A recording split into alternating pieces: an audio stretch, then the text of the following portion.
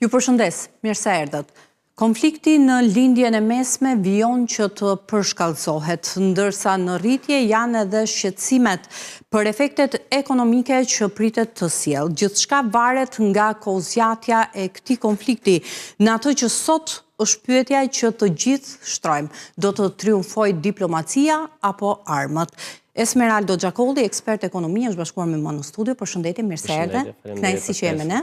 Si edhe kam kënaqësinë që të kem në një komunikim të drejtë për drejtë zotin Dritan Vakaj, drejtori i shoqatës së agjensive të këmbimit valutor. Zoti Vakaj, përshëndetje dhe faleminderit për kohën.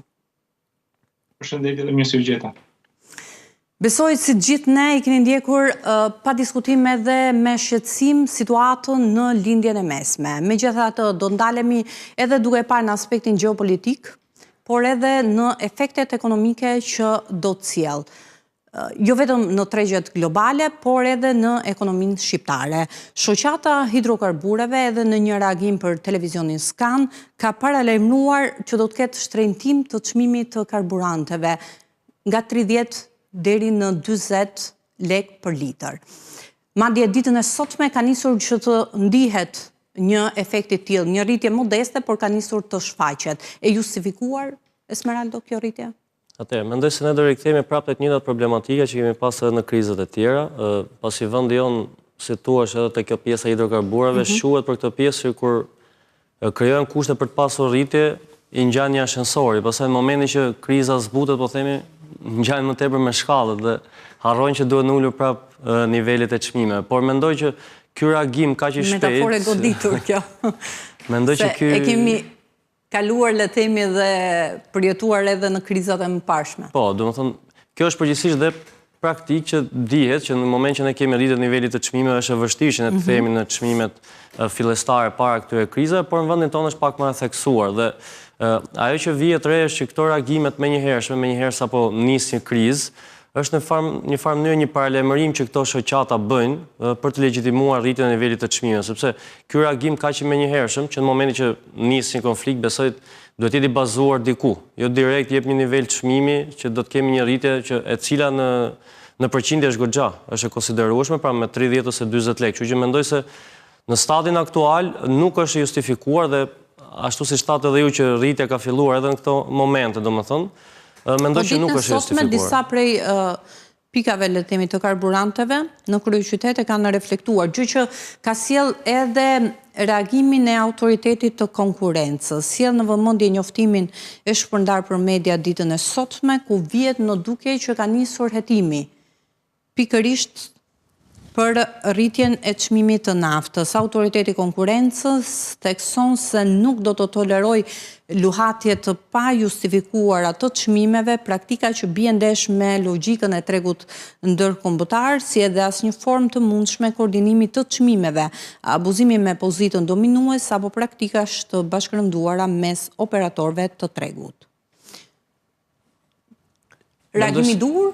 Po, si reagim është në fokusin e autoritetit të konkurrencës, ideja është që sa rezultate do të kemi, dhe domethënë që kjo duhet shërbej pastaj nëse ne kemi koordinim, të cilën ne vuajmë edhe në aspektet e tjera të tregjeve tona, nëse kemi koordinim, mendoj se në këtë rast shteti do të jetë i ashpër dhe në këtë rast autoriteti i konkurrencës, sepse nuk do të mendojmë vetëm për krizën aktuale, ku jemi duke shkuar, por do të mendojmë për të krijuar precedent edhe për të ardhmen.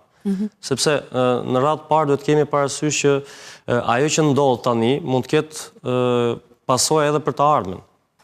Pra, po të shikojmë luftën që ndodhet në Ukrainë dhe pasojat që patin vendin tonë, kryesisht tek bujqësia, po ta kthehemi pak në kohë, shohim që shteti nuk reagoi në kohë dhe në moment që ishte, po themi, koha e mbjelljeve dhe gjithë bujqit mbollën dhe u inkurajuan, kishim çmime të larta për sa i përket naftës edhe të produkteve.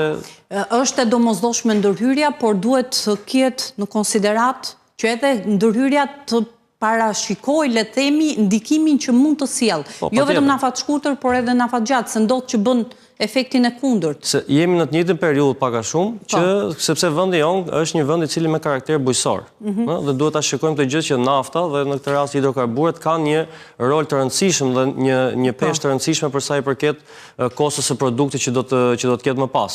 Kështu që shteti duhet të jetë aktiv, ky është hapi i parë dhe logjikisht ky duhet të ishte, pasi autoriteti i konkurrencës këtë ka në fokusin e tij, por duhet ta shikojmë një strategji mendoj pak më afatgjatë dhe duhet të jetë me hapa konkret. Pra jo thjesht të kemi një hetim dhe rezultatet duhet të jenë konkrete dhe duhet të jenë sa më të shpejta për mendim. Pra duhet të frenohet rritja, sepse më mbrapa nëse këto i sjellin këto dëme, nuk mjafton vetëm një dënim. Nuk jetë një gjë, por ndërmarrja e një pakete masash, le të themi, për ta neutralizuar këtë rritje të mundshme të çmimit të karburanteve.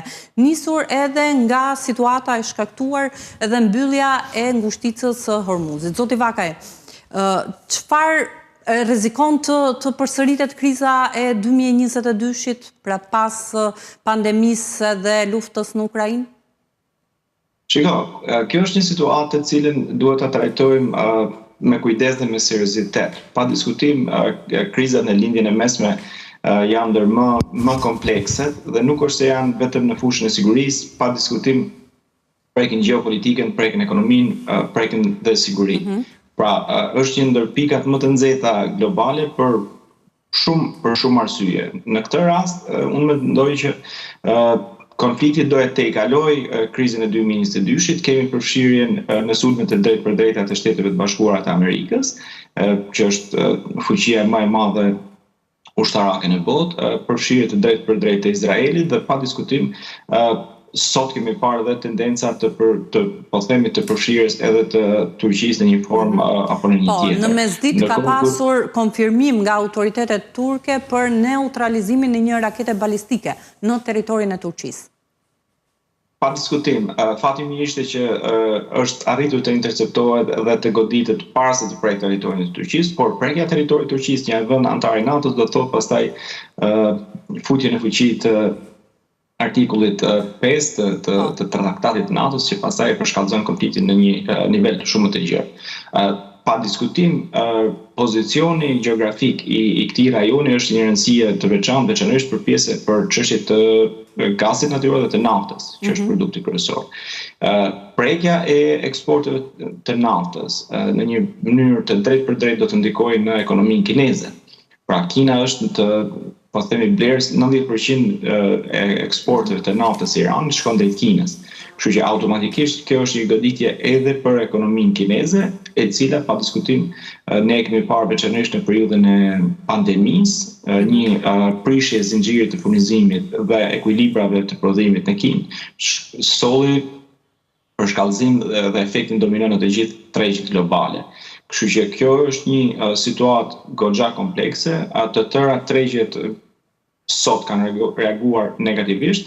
Jemi në ditën e 5 të sulmeve, që në një farë mënyrë pa diskutim java e parë ndoshta ende jemi në atë situatë që inshallah po mbaron, por kjo nuk ka asnjë lloj shenje që mund të jetë 12 ditore siç ishte e vitit kaluar. Pra të gjithë treguesit dhe sinjalet e deritanishme edhe për përshkallëzimin, zgjerimin e vendeve të cilat përfshihen në konflikt, dëshmojnë që nuk do të jetë një konflikt i cili do të zgjidhet së paku siç mund të shpresojnë në rrugë diplomatike.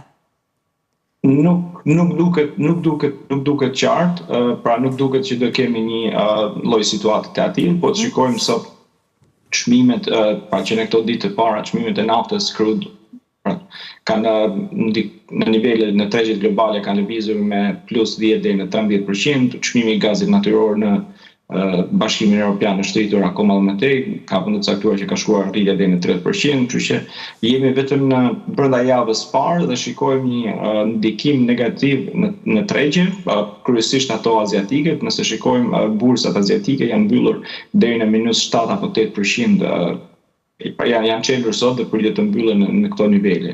Kështu që situata është absolutisht shqetësuese.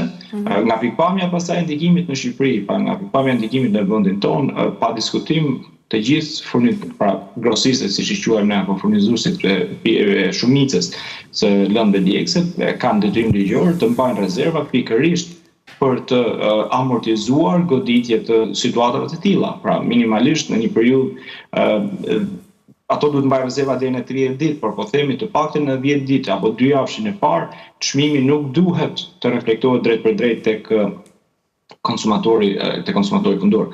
Pa diskutim në një periudhë përtej, po themi 2-3 javë apo dhe një muaj, është e pritshme që çmimi të ndikohet dhe në një farë mënyrë nëse shoqëritë të cilat tregtojnë karburantet e rrisin apo e ndryshojnë çmimin në mënyrë të drejtë për drejtë brenda 2-3 ditëve të para, pa diskutim kjo ka shenja abuzimi dhe meriton vëmendje të shtuar dhe kontroll nga institucionet shtetërore dhe reagim edhe nga publiku. Kjo është komplet e pandershme sepse është e kuptueshme rëndësia që kanë karburantet në ekonominë shqiptare, qoftë në përdorimin e tyre për transport, për ngrohje apo edhe për prodhim industrial aq sa kemi, për bujqësi, pra është nafta apo dhe gazi natyror apo benzina kanë përdorim të gjerë në shoqëri, kështu që detyrimisht duhet trajtuar si mallra me rëndësi të veçantë, nuk mund të luhet çmimi i tyre sa hapën mbyll syt. Pa diskutim meriton vëmendje, por për shkallëzimi i mëtejshëm i këtij konflikti, pa diskutim do ndihet edhe në Shqipëri dhe do ketë pasojë mbi ekonominë globale. Pasojat që mund të jenë të shumanshme edhe që prekin bizneset, prekin xhepat e qytetarëve, por edhe stabilitetin makroekonomik të vendit. Atëherë, gjëja e parë që na shkon në mendje kur kemi të bëjmë me rritje çmime është patjetër inflacioni. Sidomos edhe për një vend si Shqipëria, i cili është importues neto, pra ne jemi një vend që importojmë, kemi dhe pjesën më të madhe të inflacionit që e marrim, ne gjithmonë kemi inflacion të importuar. Në këtë rast kemi të bëjmë me një industri e cila ka një ndikim shumë të madh në gjithë sektorët e tjerë të ekonomisë, pra që mund të prek transportin, do të prek bujqësinë, por do të prek dhe shumë sektorë të tjerë të cilat lidhen në mënyrë indirekte, pra që lidhen me transportin e mallave që të vinë nga jashtë, pra që mund të jetë tregtia e tjerë. Kështu që për këtë arsye mendoj se është një nga elementët kyç që duhet ketë parasysh qeveria sepse nuk mund të shpresojmë ashtu siç e tha dhe kolegu, nuk mund të shpresojmë që kjo luftë do të mbarojë në një periudhë afatshkurtër. Paktën gjasat janë, duke parë edhe superfuqitë të cilat janë pjesëmarrëse në këtë luftë, gjasat janë që mund të kemi një luftë e cila të shtrihet në kohë. Dhe duke parë dhe rëndësinë që ka Irani dhe ngushtica që është bllokuar. Në njëjtën skenar, pra siç parashikohet vimësia e konfliktit, duhet parashikohet dhe parashkruhet, le të themi, edhe vimësia e situatës ekonomike, që do thotë kriza, pra skenarët e mundshëm në çfarë mund të sjellë në këtë pikë të konfliktit, çfarë mund të sjellë nëse konflikti vijon për 1 muaj, 2 muaj e kështu me radhë, sepse vetëm nëse do të thënë analistët edhe politikbërësit të kenë, le të themi, piketa qarta të ndërhyrjeve që mund të bëhen pikërisht për të amortizuar këtë efekt. Pra, këtë doja të thoja që duke parë edhe krizën e mëparshme që patëm si pasojë e luftës në Ukrainë, disa gjëra duhet i kemi të qarta. Pra nuk mund të jemi më me justifikimin që na gjeti një situatë e papërgatitur. Situata në lindjen e mesme ka qenë gjatë gjithë kohës e paqëndrueshme, ndoshta nuk pritej ky sulmi menjëhershëm, por ishte në të tilla ujëra situar dhe vendi duhet të jetë i përgatitur. Pra ne duhet të dimë pak a shumë edhe ato se çfarë na ndodhi gjatë luftës në Ukrainë, ato luhatjet e menjëhershme që pati niveli i çmimeve, të cilat në shumicën e rasteve ishin dhe abuzive dhe nuk mund të themi domethënë që u kapën të papërgatitur. Shteti gjatë gjithë kohës duhet të ketë paketat e tij, të cilat të jenë në ndihmë të qytetarëve, sepse në fund të fundit janë ata xhepi të cilave preket në mënyrë të drejtë për drejtë. Dhe sepse do të përballen me rritje të menjëhershme të nivelit të çmimit për sa i përket edhe për produktet apo për produktet e përditshme, por kjo mund të jetë edhe problematika në afatgjatë, sepse mund të sjellë edhe problematika tjera, siç e thash më përpara, edhe tek bujqësia. Pra që të cilat në periudhën afatgjatë, të cilat mund të reflektohen edhe në muajt e mëvonshëm, kur situata edhe mund të qetësohet. Pra, por kjo do të ketë problematika sepse kostot e tyre do të jenë të larta sot. Kështu që shteti duhet mendoj unë, duhet jetë sa më i shpejt për sa i përket miratimit të këtyre paketave.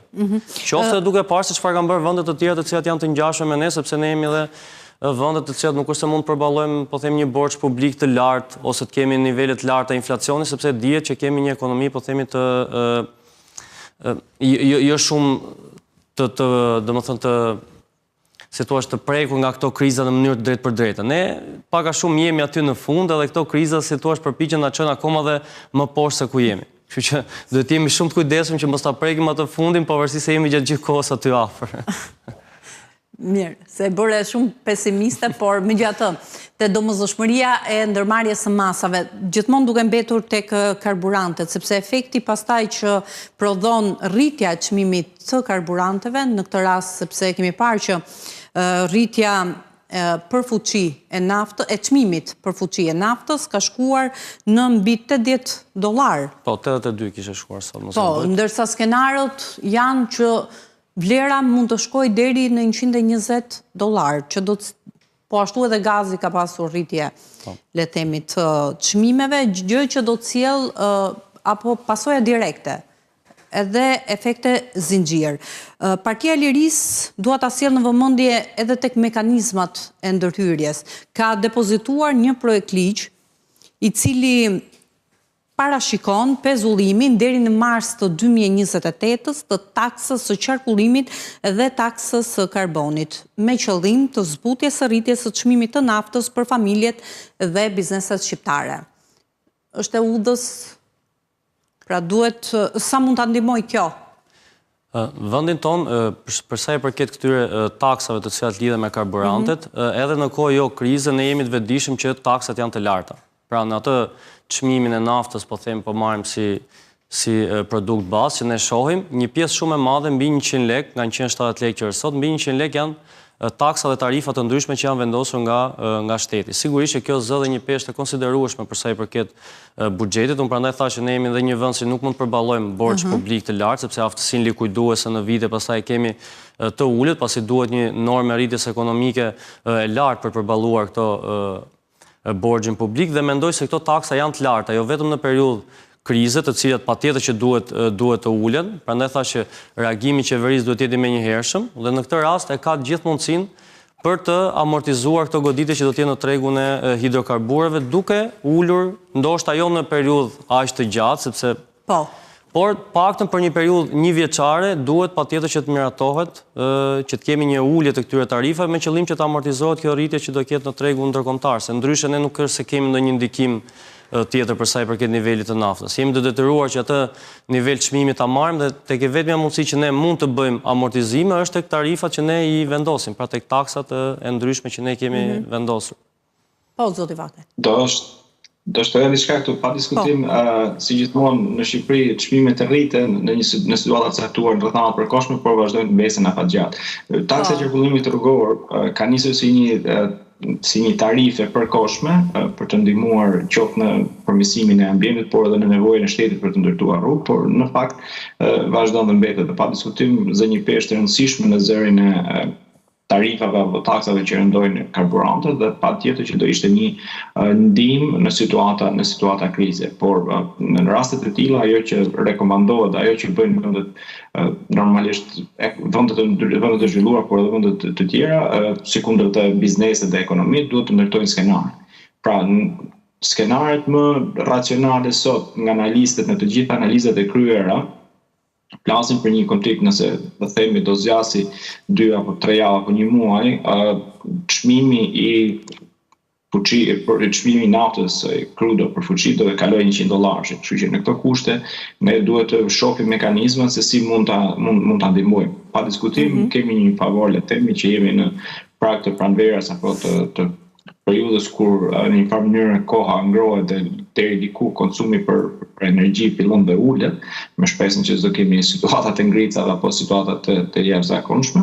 Në një farë mënyrë kjo do e amortizojë rritjen, por patjetër që si qeveria, si bizneset, por edhe ne si ekonomi familjare, duhet kemi parasysh që situata të tilla të ripozicionojnë veten dhe kryejmë analizat përkatëse duke përcaktuar nivelin e shpenzimeve, por gjithashtu duke parë mundësinë që këto lloj traziash apo këto lloj situatash të pakëndshme mund të sjellin ulje të ardhurave, dhe pa diskutim që duhet marrë konsiderat në vlerësim edhe nga qeveria. Dhe efekti domino, patjetër që krizat e tilla fillojnë si krizë energjie, rritet çmimi i karburanteve, por rritja e energjisë do të rriten kostot e transportit, kostot e lëndës parë, të gjithë zinxhirit furnizimit. Sepse me rritjen e kostove për lëndët e para fillojnë shtrenjtohet, bëhet prodhimi bëhet më i vështirë dhe më i kushtueshëm. Më i kushtueshëm, rrjedhimisht transferohet apo shkarkohet tek qytetarët në fund. Ne kemi edhe industri të tjera që po t'i shikojmë për shkak siç është industria fason, që vitet e fundit është prekur ndjeshëm edhe nga rënja e nivelit të euros, dhe janë me norma fitimi po themi të ulta, mund të preken nëse kemi akoma një rritje të mëtejshme po themi të çmimit të karburanteve, sepse kjo do të rriste kostot e transportit. Pra flasim për industri dhe për, po themi, dhe për lloje të tjera të biznesit, të cilat kanë norma fitimi të ulta, të cilat mund të preken. Dhe pjesa më e madhe e bizneseve në Shqipëri, të cilat nuk kanë edhe buxhetet e mjaftueshme për të rezistuar periudhave, po themi, afatmesme ose afatgjata me humbje, mund përballen dhe me falimentime. Prandaj themi që ndërhyrja duhet të jetë sa më e shpejtë. Edhe për sektor të cilët e kanë më të nevojshme dhe më të domosdoshme. Mos harrojmë që jemi edhe përpara verës, jemi edhe duhet të shikojmë se çfarë do ndodh me turizmin. Pra që është një vend, Shqipëria është një vend i cili ka shumë të rëndësishëm. Kështu që mund të preket edhe nga kjo pjesë. Mund të preket edhe nga ka impaktuar pa diskutim lufta në lindjen e mesme edhe tek fluturimet, edhe tek pjesa e rezervimeve, dhe duke ditur që ne jemi një ekonomi pikërisht e bazuar në shërbime dhe turizëm, efekti do të ndihet.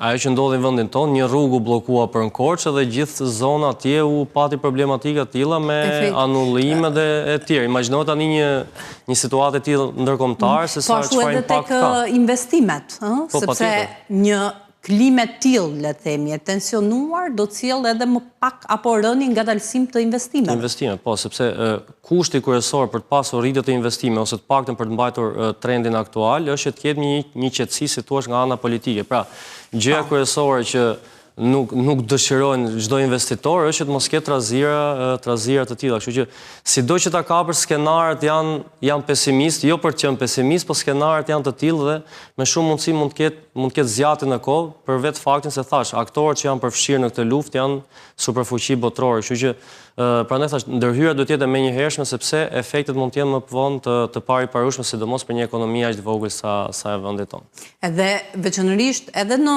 ekonominë globale bëhet fjalë për një ekonomi e cila ishte ende në fazat e rikuperimit pas asaj apo stabilizimit, le të themi, pas goditjes që mori në 2022-shin. Po, patjetër, edhe ndërkombëtarisht, Covidi, pastaj lufta në Ukrainë, në vendin tonë mund shtojmë edhe tërmetin para Covidit, kështu që tërmeti nëntori 2019. Thash, ne aq duam dhe kur janë situata në rregull, imagjino edhe kur kemi krizat një pas njëshme, kështu që duhet të jemi të përgatitur. E rëndësishme në këtë fazë është edhe reagimi, mënyra se si do zgjedhim të reagojmë. Do ndalemi edhe këtu, por zoti Vakaj, tek kursi i këmbimit, si ka ndikuar konfliktin në lindjen e mesme? Kemi parë një forcim të dollarit, kemi pasur një forcim të relativisht të jo shumë në ato nivele të poundit britanik, por ndërsa euro ka ruajtur le të themi një farë stabiliteti, pa diskutim, kjo do, në qoftë se situata do përshkallëzohet akoma më tej, do shohim edhe ndikim të drejtë për drejtë edhe në kursin e euros në vendin tonë. Megjithatë, nga pikpamja e kursit këmbimit të euros me lekun, në një farë mënyrë rajoni apo Bashkimi Evropian ka qenë dhe mbetet ende në nivele stabile, pa ndonjë po themi shqetësim të drejtë për drejtë nga pikpamja e sigurisë dhe nuk është përfshirë në mënyrë të drejtë për drejtë në konfliktin në lindjen e mesme. Kjo në një farë mënyrë do jap siguri për tregjet në Bashkimin Evropian, por nga ana tjetër pa diskutim kjo duhet parë pastaj edhe si një lloj mundësie nga ana jonë, duke shfrytzuar, le të themi, situatën e paqëndrueshme në lindjen e mesme. Ne jemi një vend relativisht stabil, pa diskutim kemi problemet e tona të brendshme, të cilat në një farë mënyrë mund të jenë edhe ngjashme apo diku më mirë, diku më keq se vendet e tjera. Një lloj planifikimi apo analize e mirë e situatës mund të ndikojë qoftë në aspektin pozitiv të turizmit. Gjithë lindja mesme është no-flight zone, pra nuk ka fluturime paktën civile, veçanërisht rastet e izoluar të charteve apo të fluturimeve private, ndërsa për udhëtimet civile i gjithë rajoni duhet theksuar që është një rajon i cili tërheq turizëm të konsiderueshëm në nivel global, kështu që duke çdo e mirë ka një të keqe, do ishte ndoshta edhe momenti për të shfrytzuar me më shumë publicitet pozitiv apo edhe me përpjekje për të tërhequr turistë të cilët tani më nuk mund të aksesojnë atë zonë të botës, por oferta turistike në Shqipëri pa diskutim është përmirësuar edhe në rritje të vazhdueshme, duke konsideruar që kemi edhe një shtim të jashtëzakonshëm të linjave në destinacionet të pothuajse në çdo zonë të Evropës dhe më tej, kështu që në një farë mënyrë edhe në këtë situatë le të themi është e udhës të shihet se ku mund të përfitohet, ku mund të pikërisht për të minimizuar dëmet. Pa diskutim, ne jemi krah partnerëve ndërkombëtar, jemi pjesë e organizmave më të mëdha në nivel botëror dhe por në fund të ditës secili është aty për të kujdesur për vendin e tij dhe për pasojat që do ketë mbi ekonominë e vet. Kështu që mbështesim çdo lloj iniciative për të sjellë paqe në botë, por patjetër duhet kujdesim edhe për qytetarët tanë. Kështu që në një farë mënyrë për të përpjekur apo për të bërë përpjekje maksimale që këto efektet e krizës të prekin sa më pak qytetarët shqiptar, duhet parë çdo lloj oportuniteti për të përkthyer në vlerë të shtuar dhe në një masë mbrojtëse kundrejt efekteve negative që mund të ketë ky konflikt. Një mburojë le të themi përpara kësaj situate që paraqitet sfiduese në çdo dimension. Mirë, zoti Vakaj. Pa diskutim. Zoti Vakaj, unë ju falenderoj, shumë kënaqësi që ishit me ne. Faleminderit për kohën dhe analizën. Ishte kënaqësi. Faleminderit juve për ftesën. Faleminderit. Mirë, do të shkojmë në një hapësirë të shkurtër publicitare, do të rikthehemi sërish në studio për të diskutuar në pjesën e dytë për aspektin gjeopolitik. Nisur edhe nga fakti që në mesditë, pra siç vum në dukje edhe gjatë bisedës, është neutralizuar një raketë nga ana e autoriteteve iraniane në territorin raketë balistike në territorin e Turqisë. Ka publicitet dhe rikthehemi sërish.